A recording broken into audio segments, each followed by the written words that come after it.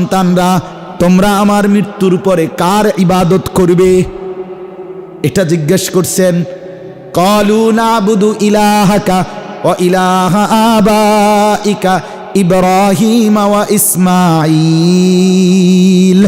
12 ছেলে বলল, বাপ আপনি নিশ্চিন্ত থাকেন, আপনার মৃত্যুর পরেও আমরা আপনার যিনি মাবুদ, আপনার যিনি ইলাহ, আপনার পূর্বপুরুষ ইব্রাহিম এবং ইসমাঈলেরও যিনি মাবুদ, সেই আল্লাহর গোলামি করে যাব। ইব্রাহিম আলাইহিস সালাম, ইয়াকুব নবী বললেন, বাপ তাহলে আমি নিশ্চিন্ত হলাম, আমি এবার যাচ্ছি। এই হলো বাবার স্বপ্ন।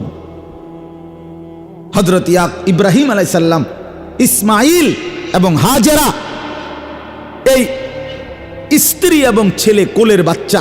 আপনারা সবাই জানেন আল্লাহর হুকুমে কাবা ঘরের কাছে মরুভূমিতে, গাছ নাই, পানি নাই, বৃক্ষ নাই, তরুলতা নাই, কোনো জনমানুষ ছিল না, এরকম দুধু মরুভূমিতে শুধু একাকী স্ত্রী আর কোলের বাচ্চাকে রেখে আসছিলেন কিনা? কথা বলেন না। রেখে যাওয়ার পর একটু দূরে গিয়া যখন ইব্রাহিম আলাইহিস সালাম, তাফসিরে আছে কতটুক চলে যাওয়ার পর ইব্রাহিম আলাইহিস সালাম এবার তাকাইয়া দেখছে স্ত্রীকে আর ওই কোলের বাচ্চাটাকে আর দেখা যায় না, মানে চোখের আড়াল হয়ে গেছে। এইবার তাফসিরে লিখছে ইব্রাহিম আলাইহিস সালাম অঝরে চোখের পানি ফেলে কান্না শুরু করছে, কাঁদতেছে। এক ছোট্ট মাসুম বাচ্চা, 84 বছর কান্নার পরে উনি এই একটা ছেলেই পাইছিলেন, 84 বছর বয়সে। কি পরিমাণ মায়া, কি পরিমাণ মায়া। এই বাপ, এই যে চেয়ারম্যান সাহেব, এই মাত্র প্রথম কথা আমারে যখন বলছে, তো এক বাপ তার সন্তান, তার 2টা বাচ্চা দুজনই অসুস্থ, বলছে জ্বর সর্দি ঠান্ডা, হুজুর তো আমার বাচ্চাগুলোর জন্য দোয়া করেন। এক বাবার কলিজার সবচেয়ে বেশি অংশ জুড়ে তার বাচ্চারা, তার সন্তানরা, ঠিক কিনা বলেন না কেন? ঠিক প্রত্যেকেই। কত মানুষ অহরহ নিজের কথা কিছুই বলে না, বলে ছেলেটার লাইগা, মেয়েটার লাইগা, নাতিটার লাইগা দোয়া চাই কিনা বলেন। ইব্রাহিম আলাইহিস সালাম 84 বছর বয়সে কলিজার টুকরা একটা সন্তান, কোলের বাচ্চা, স্ত্রীকে ফেলে আড়ালে গিয়ে, কসম আল্লাহর, এই কোরআনে আছে, সূরা ইব্রাহিম নামে একটা সূরাই আছে কোরআনে, এই সূরাতে আছে ইব্রাহিম আলাইহিস সালাম 2 হাত তুলে আল্লাহকে বলছে, আল্লাহ স্ত্রী আর মেয়ে ছেলেটাকে রেখে আসছি যেখানে, গায়রে জি জারইন, একটা গাছ, শস্য, পানি কিচ্ছু নাই মারা, আমি দেখছি কিছুই নাই, একজন মানুষ নাই, একটা খাবার নাই, একটা পানি নাই, বেঁচে থাকার কোনো উপকরণ নাই। কিন্তু এই মুহূর্তে আমি আপনার কাছে কি চাই? কি চাই? খাদ্য না, পানিও না, জনবসতিও না। কসম আল্লাহর, ইব্রাহিম নবী আল্লাহকে বলছে, রব্বানা লিয়ুকিমুস সালাহ, আল্লাহ এই মুহূর্তেও আমার দোয়া আপনার কাছে, আমার স্ত্রী সন্তান যেন নামাজ আদায় করে। এই যে কোরআনের আয়াত, রব্বানা লিয়ুকিমুস সালাহ। অথচ বাপ আপনার ঘরে আপনি বাবা জীবিত থাকতে, মা জীবিত থাকতে, আপন মা বাপ ঘরে আছে, 16 বছরের এরকম সুস্থ সবল জওয়ান ছেলেটা, 18 বছরের ছেলেটা, 20 বছরের ছেলেটা, 14 বছরের মেয়েটা আপন ঘরে মা বাপ থাকাকালীন একটা বছর খোদার 365 দিন কোনো দিন ফজরের নামাজ পড়ে নাই, এমন জানোয়ার ঘরে রাইখা আপনি কেমনে ঘুমান? এই জানোয়াররে আপনি কিত্তেন ফালেন? হ্যাঁ, এই হারামিরে কিত্তেন ফালেন? এই অসভ্যরে, এই জঙ্গলিরে কিত্তেন ভাত খাবান? এই পশুকে খানা খাওয়ান কেন? হ্যাঁ, আপন বাপ বাইচা থাকতে, মা বাইচা থাকতে, আপন ঘরে ভাত মাছ খাইয়া আল্লাহর দেওয়া এই আসমান জমিনের সমস্ত নিয়ামত উপভোগ করে এই জানোয়ার এক ওয়াক্ত নামাজ পড়ে না, সারা রাত মোবাইলে উলঙ্গ ছবি দেখে, নর্তকীর নাচ দেখে, 2 আঙ্গুলে বাবার কষ্ট অর্জিত সম্পদের টাকা মোবাইলে ঢুকাইয়া 2 আঙ্গুলে টিপ্পা অনবরত শেষ করে ফেলতেছে। স্ত্রী বেপর্দা বাজারে ঘুরছে, মেয়েটা বেহায়া বেপর্দার মতো ভিন ছেলের সাথে কথা বলতেছে। আমনে বাপ বইয়া বইয়া সংসার করেন, আমনে সোফা বানান, আমনে খাট বানান, আমনে ইট গাঁথেন, আমনে টাইলস লাগান, কাদের জন্য করছেন এগুলো? কাদের জন্য? এই অসভ্যদের জন্য, এই জানোয়ারদের জন্য? এটার নাম জিন্দিগি? এটার নাম সংসার? এটার নাম মুসলমানের ঘর? আল্লাহ আমাদেরকে বুঝার তৌফিক দান করেন। আমি শক্ত বললাম, এটা হতেই পারে না। মুসলমান বাপ বেঁচে থাকতে সন্তান এতদিন বেনামাজি হইতে পারে না। ওই বাপ চিৎকারে কান্দার কথা, ওই বাপ গৈরাইয়া কান্দার কথা যে হায় আমার কি হবে, আমার আছেটা কি? আর তাইলে আমার জীবনে আর আছে কি মিয়া? আমার আখেরাত কোথায়? আমার পরকাল কোথায়? আল্লাহ আমাদেরকে বুঝ দান করেন। বন্ধু আমার, অতএব আল্লাহর প্রতি ঈমান, আখেরাতের প্রতি ঈমান, রাসূলুল্লাহ সাল্লাল্লাহু আলাইহি ওয়াসাল্লামের প্রতি ঈমান, এটা আমার জীবনের পুঁজি। এটা আমার জীবনের কি পুঁজি? 2 নাম্বার তাকওয়া। মনে আছেনি? 2 নাম্বার কি? সহজ কথা, লম্বা ব্যাখ্যা ছাড়া। তাকওয়া মানে কি? অর্থ হলো ঈমানের পরে আমার করণীয় হলো আল্লাহ এবং রাসূলের সব হুকুম পালন করা, আল্লাহ এবং রাসূলের সব নিষেধ বর্জন করা। সব হুকুম পালন করলে, সব নিষেধ বর্জন করলে এটারই বলে তাকওয়া, এরই বলে মুত্তাকি।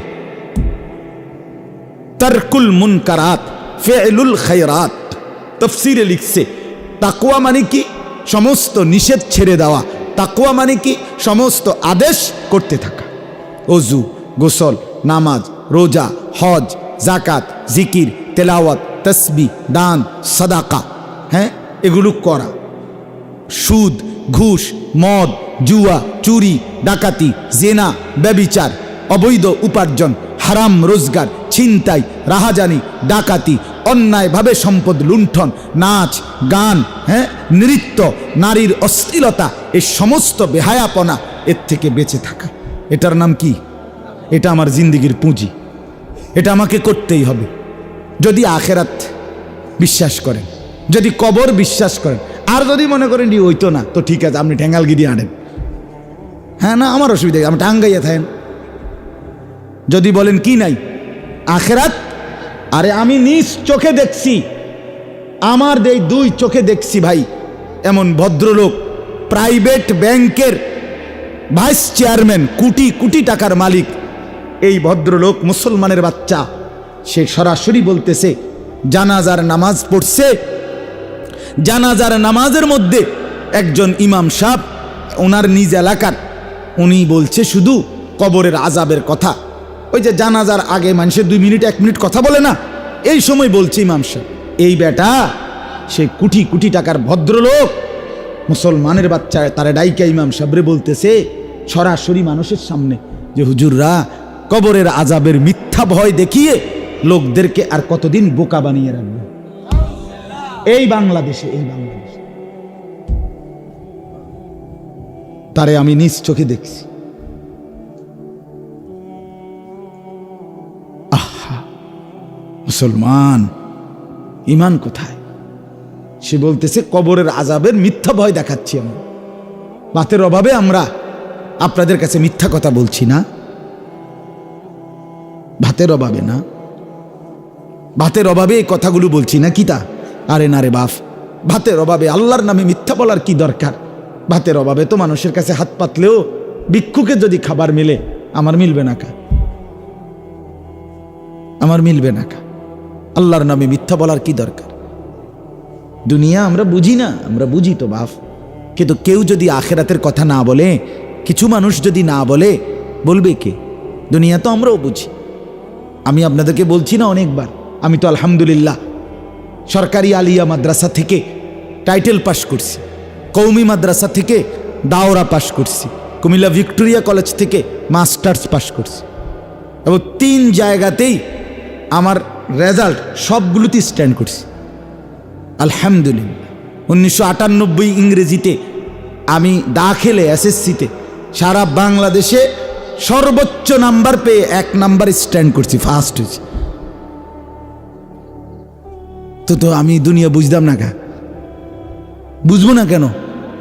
আমি তো সায়েন্স বিজ্ঞান বিভাগ থেকে দাখিল পাশ করছি, এসএসসি পাশ করছি। এ আমার বড় ভাই আলহাজ হজরত মাওলানা মাহবুবুর রহমান আশরাফি, উনি যখন চাঁদপুর ফরিদগঞ্জ আলিয়া মাদ্রাসায় ছিলেন ভাই, ওই সময়। তো এই জন্য বলার উদ্দেশ্য হলো এই কথাটা, যে দুনিয়া না বুঝার কি আছে, দুনিয়া না বুঝার কিছু নাই, সবাই বুঝে দুনিয়া, সবাই বুঝে দুনিয়া। এজন্য আমরা প্রত্যেকেই এটা মনে রাখতে হবে। আমার বাপ, যদি মনে করেন কবর নাই, যদি মনে করেন আখেরাত নাই, যদি মনে করেন পরকাল নাই, যদি মনে করেন হাসর নাসর মিজান ফুলসিরাত ইডি নাই, তাইলে বাদ দেন, তাইলে বাদ দেন, তাইলে বউ বাচ্চা লইয়া উলঙ্গ হইয়া যান, বউ বাচ্চা লইয়া কাফের মুশরিক বেঈমানের মতো পুরা লাইগা যান, দুনিয়া কামাই করেন, আল্লাহকে ছেড়ে দেন। কিন্তু আপনি না ভোটার আইডি কার্ডে ধর্মের লগে ইসলাম লেখছেন, লেখছিলেননি?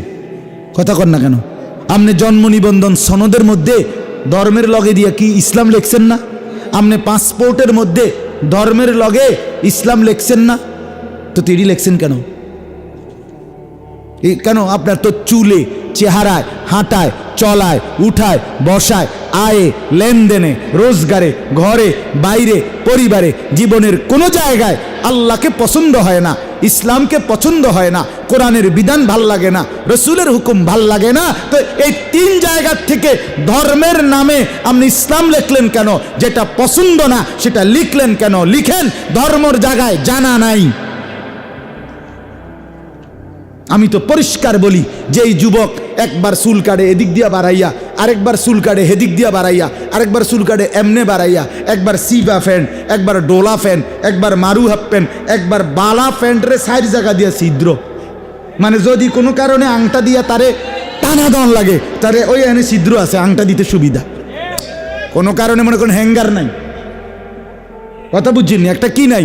হ্যাঙ্গার নাই। একটা মানুষের যদি টানা দন লাগে তো বেটা হ্যাঙ্গার পাইব কই? এই জন্য উনি নিজেই কি রাখছে, প্যান্টে ছিদ্র রাখছে, যে এনে শুধু একটা আংটা লাগাই আমার টানা দিবেন যাতে ফিরতে সুবিধা হয়। ফেরেস্তা ফিডার সময় কইব, দোস্ত ফ্যানটা ফিন্দ কদ্দুর। হাসরের ময়দানে জাহান্নামে ফেরেস্তায় ফ্যান এটা নিব, দোস্ত ফ্যান হেটা কো এই ছিদ্র লাড়া। বলত কি পরিমাণ বলত! আরে আহাম্মক বুঝি এরুম আহাম্মক, এরুম বেকুবের বাতরান দেখে আমি বুঝি না এই বাতের সাইল জোশ হয় কেমনে? এটা কি বেকুব, আশ্চর্য বেউকুফ! আহাম্মকের তো একটা লিমিট থাকা চাই, বোকারও তো একটা লিমিট আছে। আস্তাগফিরুল্লাহ, আস্তাগফিরুল্লাহ। ফ্যাশন কি, ভদ্রতা কি, সৌন্দর্য কি, এর দূরও বুঝলা না বেটা, এর দূরও বুঝলা না। পেশাব করে পানি নাও না, প্রস্রাব করে মুসলমানের বাচ্চা পানি নাও না, ঢিলা কুলুক ব্যবহার করো না। আরে দোস্ত, তুমি রাস্তার কুত্তা দেখো না? কুত্তা দেখো নাই কোনোদিন? কুত্তা মুততে দেখো নাই কোনোদিন? নিজের সাথে মিল খুঁজে পাও না? আল্লাহ আমাদেরকে হায়া দান করেন, লজ্জা দান করেন। রাসূলুল্লাহ সাল্লাল্লাহু আলাইহি ওয়াসাল্লাম বলেন, ইজা লাম তাস্তাহি ফাসনা মা শি'তা। এটা নবীজির অসাধারণ হাদিস, ও সাংঘাতিক হাদিস। নবী বলছে, যার লজ্জা চলে গেল এবার যা মন চা তাই কর, তোর জন শরমে নাই। আর কি, যে বেডি বেপর্দা, যে বেডির শরমে নাই, এ বেডি যখন সিদ্ধান্ত নিছে আমার কোনো পর্দাই নাই, এবারে বেড়া দেখলেই কি, বেডি দেখলেই কি, জোয়ান মানুষে দেখলেই কি, বুড়া মানুষে দেখলেই কি, খারাইয়া মতুন না দেখলেই কি, বইয়া মতুন না দেখলেই কি, সবে তো আসে হেবড়ি দেখলে। বুঝেন নাই কথাটা?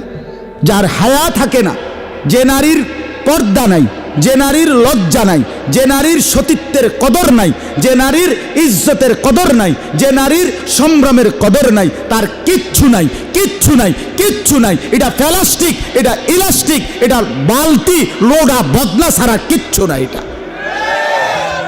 বেহায়া নারীর কিচ্ছু নাই, বেপর্দা নারীর কিচ্ছু নাই। সম্মান কিংবা ইজ্জত আল্লাহকে মানার মধ্যে, দ্বীনকে মানার মধ্যে। ছেড়ে দাও বন্ধু, পছন্দ না হলে ইসলাম ছেড়ে দাও, ছেড়ে দাও, তামসা করো না বাপ।